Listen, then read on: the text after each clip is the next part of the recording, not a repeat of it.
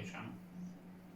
Today I will be trying to go through what happened through the second half of July and what went on through most of August. Today is the 8th of August, so I'll be recording this as I go, and you'll see updates on developments on the certain bits that I'm doing. So let's move over to the baseboard and I'll show you some of the things I picked up while I was in the UK and what's going on at the moment. Welcome back. So now we're at the bench. There were two new purchases for the layout. We have the 3200 L class in Great Western Green. This will be renumbered and the GWL removed with roundel put on, and a new nameplate for tray, pen and pole to represent the prototype. So, why not?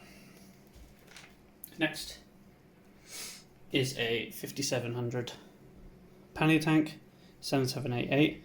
This will also be renumbered to represent a locomotive that would have operated in the area, and I will replace the GWR with Great Western. The other purchase was a ESU lock sound decoder for my 1366 pannier tank. This is an ongoing project. I will also relivery this to roundel, but the number will stay the same, and I will update a few details, make it look good. So far the project is going okay, just working my way how to put the decoder in, and I need to work out how to install the KDs and the automated uncoupling. So, fun. I will update that as we go. On top of that, there were some book purchases for branch line, the Kingsbridge branch Primrose line, and a historical survey of selected stations. And as you can see, this is Kingsbridge, which will be the next board that I tackle once this one is completed, so I can actually do some terminus running. So this is the next stage.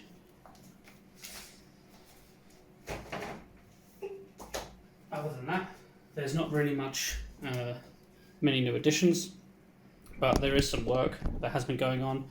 I do not do the work on here, I do it on my desk, and later on I will be showing you over there. But I picked up some EM Gauge Society sleepers, and using CNL 2-bolt 3D printed chairs, I am creating the track work.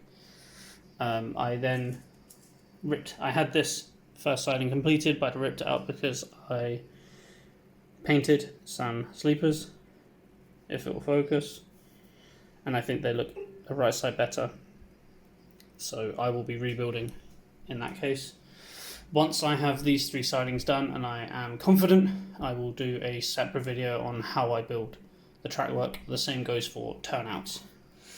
So the next step is for me to finish these three and start on the other aspects of the plain track, and that's my plan for August. With some luck, by the end of this video, in the end of August, we will have a train running at least on this longer siding. Just a bit of up and down, as I don't think I'll have a turnout completed by then, but we will see. So let's move on. So how's everyone doing? I'm back again. A little bit of time has passed since the last segment of the video, and I'm getting started on weathering sleepers. Now, as I mentioned earlier, we start off with these EM Gauge scale 8'6". If it will focus, there we go. Sleepers, and what I do is I start by, you can simply snap these off. You can go through with a scalpel to try and be a bit more precise, but honestly that will take a heck of a lot more time than you want it to. I have left this section, and so I've got these two sections, which is 19, so I can do a video later on how I build a single panel, and then the example will be that will be the last panel that gets laid on this layout, and I will do that in real time with cuts in between drying and everything like that, and then putting on the layout, so from start to finish. But that's for down the road. We'll see how long. So first, it comes out as when you've snapped it off. You can see here there's some burrs on the sides. It's not focusing. There we go. Some burrs on the sides, and all I do is I take a bit of sanding paper or a nail file. Usually it's a nail file, and I give it a few strikes just to take off the burrs, and then it gets to the smooth stage like this. Once I have done that, I start with my first bit of weathering. Now I follow a weathering I followed a weathering technique that was actually posted at the perfect time for me, from Boomer Diorama, guru of dioramas, making scenes, the philosophies. I would say he's the Bob Ross, for me at least personally. He's the Bob Ross of model railway scenics. I could listen to him for hours, have fallen asleep to some of his videos on long nights, like really calm voice. But I digress. So he specifies a few Vallejo Model Air paints. So in this case, we have here is 71040 burnt umber, and then he has a dark brown, and then a series of greys, and then he's got some lighter shades because he uses plastic art. Well, because I'm using already laser cut wood, I went straight to the burnt umber stage, and then I had to try and find a different brown because my local shop didn't have any, and I'm waiting for it to get back in stock. But I found this Vallejo Game Effects Dry Rust 72136, and actually it's a nice substitute for a dark brown. It's not really orangey. It implies rust, but it's not very orangey. So I use that for my second layer, and then I have I think it was dark sea grey or some sea grey or something that was part of the process, and again they didn't have it in stock. So I got the closest one, and the results you'll see are quite nice. This might need a little bit of a dry brush for this, but it's 710056 Vallejo Model Air Panzer Dark Grey. Might want to just bring that in a bit closer. There you go. Maybe if I bring the light there, that'd be a bit better. Yeah, look at that. That's much better, isn't it? So once I get them to this stage, the cut stage, I have my little pot here that's now covered, and in here I put a rough mix of 3 to 1, so 3 parts water, 1 part colour, and I start with burnt umber in this pot, and then what happens with that is they end up, I stick them in there, I give them a swish around, and then I take them out and stick them on this foil. Now you can, I use foil, you can use parchment paper, wax paper, but basically you want to try and get little pools so that when you're swishing it around, some of the sleepers stain a little bit more. At least this is this is the concept that I was going for, a little bit more stain, a little bit more variety. And right now they're a nice burnt, or a nice slightly orangey wooden color. There's a few little variations in there. I'm probably going to go through a little dry brush of burnt umber again, just to give them a little bit more, but they start to come out like this, and so far I've done, I don't know, I'd say about 200, 300 so far. I'm doing all of the stock that I have. And once we get to this stage, it's a case of rinse and repeat. So the next one will be rinse and repeat, literally, because I've washed this one out. We'll put the brown in there, same sort of ratio. And then the last stage is to do a light of the grey. And then they come out, at least I think, rather nicely. Let me stick them in my other hand. And there we go, like this. And you can see there that there's some nice variations of stain. You can really see the wood grain, and it's just fantastic. So Boomer, if you ever watch this, thank you very much. You can see that this was an earlier test set, so some of them have still got the burrs on them. So I need to, this is why I'm refining the process. So yeah, that's how I get on with that. So the next stage for me to do is I've got maybe 100 of these left to sand, and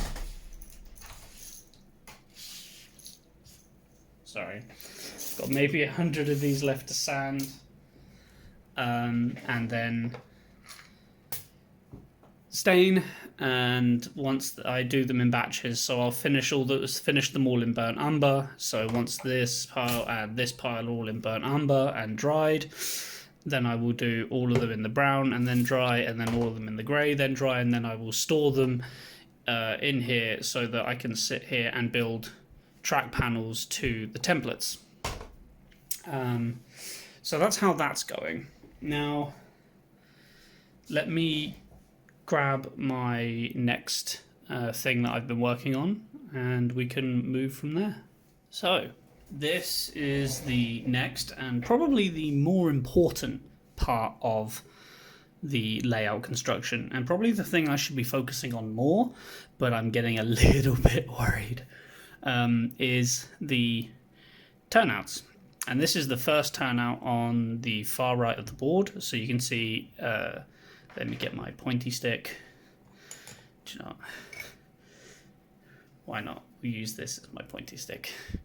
So from this point here, this is a track panel in quotations. So this will be the branch line coming in here, and then actually the running line follows up in this direction with the yard starting here. So this is the diverging section of the turnout. Now this is a long left-hander, so and these are made out of the thicker timbers than the standard, and these have been cut to rough length. Again, these need to be slightly sanded on the ends, and a few of them need to be recut. But the good thing is I can reuse them on the layout. I've got plenty. I can reuse them throw them at the side or something like that. But if you can spot the mistake I've made on both of these sections, I'll give you 5 seconds.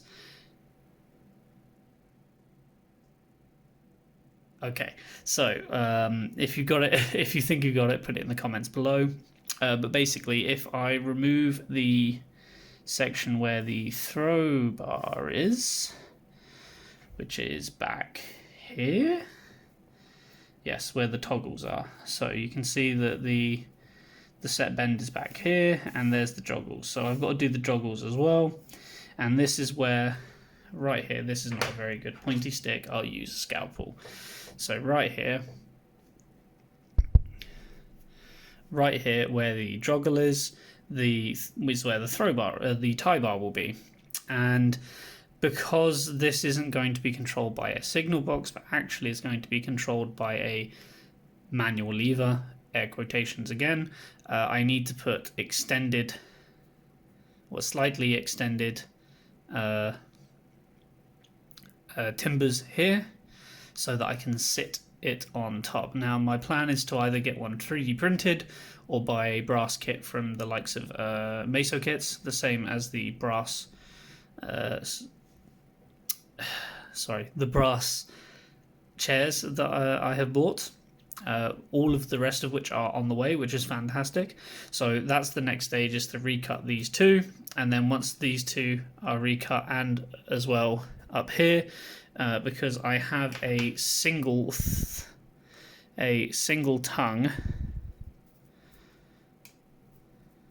catch point up here. Let me move this slightly over. So here I have a single tongue catch point. I basically took the end of a 10-foot old type, which was standard for single tongues, according to my book and other sources, and I have simply just made it so that the where the tie bar will be here, I've removed, using Template, I've removed the diverging switchblade, and just left one in, and this will be attached to another lever with two extended things. So it will look like that what actually happens is that the foreman or the yardmaster or the shunter will have to run their train, and the guard or whoever is on the end of the train or the in the yard will come out and switch this one, but also set the catch point so that the train can move in. And then when the locomotive with its train or anything or so light engine leaves, then they will reopen the catch so that the main branch is safe from the yard. In the real world, I will have these points set together so that when this one is set to the branch, the catch point will be open, and when it's set to the yard, the catch point will be closed to allow traffic. So all in due time. I do also plan on getting shunting signals. I'm still debating what kind of signal should be here. I'm not sure if I should have a standard home semaphore for traffic in this direction, or if it's just simply a ground signal. I do need to do a bit more research. If you know Great Western signal practice, please let me know. If you know what the answer to this is, I would be most grateful. At the moment, I don't have £40 to get the signalling Bible, as it were. So anyway, this is one of the next stages. I hope to have this done in the next 2 to 3 weeks. I've got a lot going on at home at the moment, so time's a good one. So for the last section, for this bit, I will show you the last few bits that I've managed to pull up during the middle of August. So quite a bit in the way of, let me just shift the camera over again a little bit. So quite a bit of electronic work turned up at the beginning of July and at the end of July. So first of all, I haven't really detailed it much on YouTube, but a little bit on Instagram. This is my DCC controller. This is run through DCC-EX. If you don't know what DCC-EX is, I will leave a link to their website and the Discord group, and also to Jimmy's DIY Trains. He has some really good videos on DCC-EX as well. There are lots of people, just he's the first one that comes to mind. Little Wicket Railway as well. But I will leave some links so you can go and check it out yourselves. I will be doing a more in-depth video on my command station and what I'm doing with it later. But anyway, so originally I had it, and what happened was I had this, which is an Iligu Mega, and this was the original. And I bought myself a few servos and a PCA 9685. Yeah, look at that, I got that right. PCA 9685 16 channel servo driver. And what this does is this takes the logic from this and tells this what to do. So this will be what's running my turnouts. And basically what happened, I put the wrong voltage. It wasn't that I put the wrong voltage in, it's just that when I put the +5 in here, I had the cable on the wrong bit on this side going to here, and it fried At least I think it's fried this. It wouldn't. The COM port for this doesn't work, but also it seems to have not damaged the motor shield. So I've managed to save the motor shield. So anyway, I bought, because I thought I'd burnt both of the components, I bought another Iligu Mega in white this time, white and blue this time. I was hoping for black, but and I bought myself a spare Deke Robot motor shield, because the original Arduino one that I bought seems to work perfectly fine. Now, this itself can only run up to 2 amps. So for my current layout, which I'm only planning on having maximum of 2 locomotives running at a time with sound on, so one will be stationary, one will be moving, one will be going up the branch, one will be doing some yard work, maybe not even that at all, probably just one. It's perfectly fine. But moving forward, there is a group of people, a group of people, and I can't remember for the life of me. I will put the name and a link to his YouTube channel online on the description as well. And he created a PCB board and a circuit board list to create a 5 amp DCC booster. So there you go, the website's actually there. So it's a DCC booster from trainelectronics.com. I'll still put the link in the description and a link to his the YouTube video that describes this as well. And basically what this does is it takes it allows the track to have 5 amps with DCC signal rather than just the 2, so you can run more stuff. I've got 5 of these boards, one for currently each of the layouts that I plan. I know that DCC-EX have recently just released their 5 amp motor shield, which is fantastic, and if I was doing a roundy, then I would probably go straight for that, but because I'm not, I want to have power districts, so this is what I'm going for. So until then, that's what we do with. So that's it for this section. When I've done something new, we will move on. Hi, so it is the last day of August, and I'm just going to go over the last few bits that I managed to do, so I can get the August update out, edited and out for tomorrow morning. Made some good progress, especially in the last few days, so I'll walk you through it and carry on. So, over on the bench, it's all chaos at the moment. So I've completely relayed the outer siding, and the other 2 sidings have been prepared. I've already fed this one, and today I will just finish up the gluing of the chairs with butanone, but again, really smooth running. Using some old DCC Concepts track pieces and just pulling the ball head rail out of, and using liquid poly, also known as butanone, and just using that to basically chemically melt the chairs. If I pan up a bit, instead of just panning up a bit, we will take the entire assembly. Just use the shaky camera. So I've been tinkering with my sound decoder and it works beautifully, but I digress. The first section of main line, or main branch line, has been completely laid